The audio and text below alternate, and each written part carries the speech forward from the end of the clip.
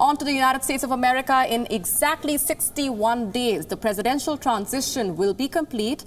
Joe Biden will be taking oath as the next president of the United States on the 20th of January 2021. Donald Trump is expected to leave the White House on the same day. I say expected because Trump's lawyers seem to be hell-bent on proving that he has won. They are leaving no stone unturned in challenging the result of this election, and at the same time, they are preparing to fight some legal battles that involve the Trump family. In the next 5 minutes, we tell you what's happening. Starting with the allegations of voter fraud, Trump's legal team has filed multiple lawsuits in battleground states. Most of these lawsuits are based on conspiracy theories. We have been discussing them on this show. But the latest theory being peddled by Trump's attorney, Mr. Rudy Giuliani, is unlike anything we have ever heard. Mr. Giuliani says that Joe Biden won due to a Venezuelan election technology owned by men who were allies of Hugo Chavez. You must listen to this. The company counting our vote, with control over our vote, is owned by two Venezuelans who were allies of Chavez, are present allies of Maduro, with a company whose chairman is a close associate and business partner of George Soros, the biggest donor to the Democrat Party, the biggest donor to Antifa, and the biggest donor to Black Lives Matter. My goodness, what do we have to do to get you to give our people the truth? So to what extent are these claims working? Are they working at all? Well, the election lawsuits filed in Arizona, Pennsylvania and Georgia have all been rejected. It is a hat trick of losses for Donald Trump and his team. The rulings came within a few hours of each other.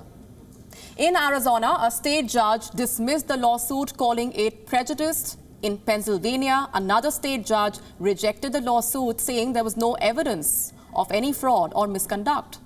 And in Georgia, a federal judge appointed by Donald Trump himself rejected a Republican Party lawsuit, saying there was no case at all.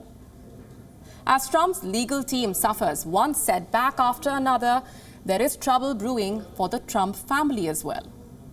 New York's Attorney General has sent a subpoena to the Trump Organization. This is over records related to consulting fees paid to Ivanka Trump as part of an investigation into the president's business dealings. Allow me to break this down. In September this year, the New York Times released an explosive report on Trump's tax filings.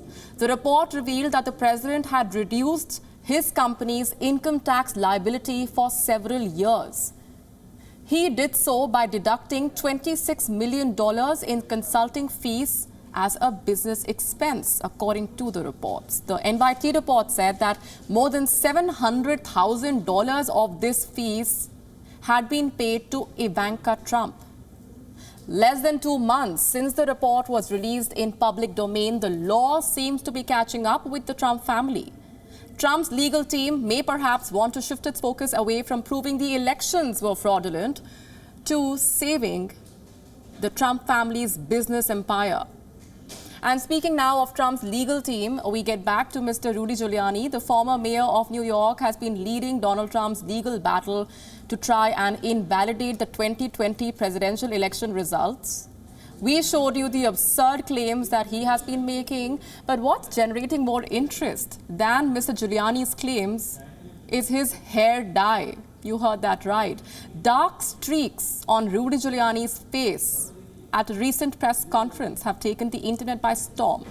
I'll leave you with this.